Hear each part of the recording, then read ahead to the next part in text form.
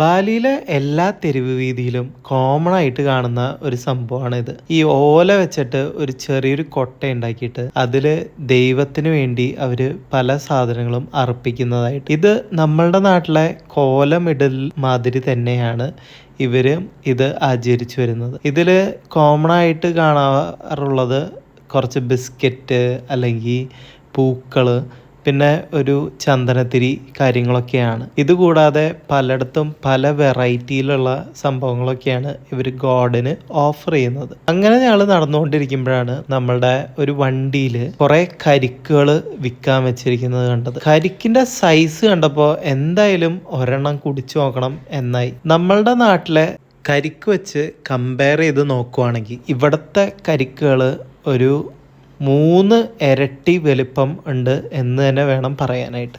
2 ആൾക്ക് ഒരെണ്ണം മതിയാവും. ഇവിടുത്തെ കരിക്കണ്ട, ഇത് സ്മോളാണ്, ലാർജ് അല്ല. ലാർജിന് 20,000, സ്മോളിന് 10,000 ആണ്. 10,000 എന്ന് പറയുമ്പോൾ നമ്മുടെ എത്ര വരും കാൽക്കുലേറ്റ് ചെയ്ത് താഴെ ഇടാം.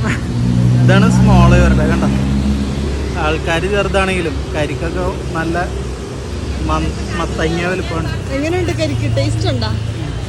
നമ്മുടെ നാട്ടിലെ കരിക്കിലെ പോലെ ഗ്യാസും ഫിസ്സും ഒന്നും ഈ കരിക്കിനില്ല. അതുകൊണ്ട് തന്നെ കള്ളുണ്ടാക്കാൻ പറ്റില്ല എന്നുള്ളത് ഉറപ്പാണ്.